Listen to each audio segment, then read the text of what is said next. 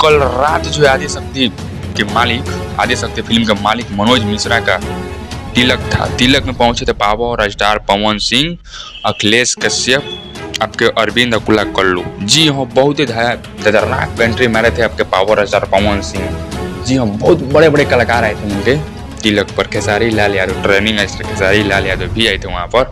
और मतलब अखिलेश बाबा भी मिले वहाँ पर, विवेक सिंह भी मिले खेसारी लाल यादव के जो है थे मैनेजर विवेक सिंह, वो भी मिले।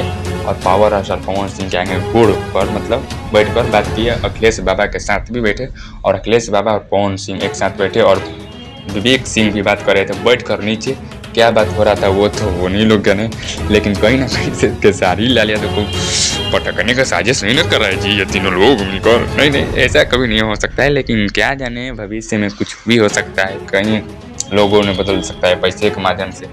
कितने लोगों को लोग छोड़ सकते हैं भाई, ये तो हम नहीं जानते हैं कि कौन किसको छोड़ेगा, क्या चल रहा है, क्या भाईचारा है, ये तो आप लोग बताएंगे और वो जानते हैं। तो चलिए मिल जाएगा कुछ अपडेट लेकर। चैनल पर नए हो तो चैनल को लाइक कीजिए, सब्सक्राइब कीजिए, बेल आइकन दबाकर नोटिफिकेशन कीजिए।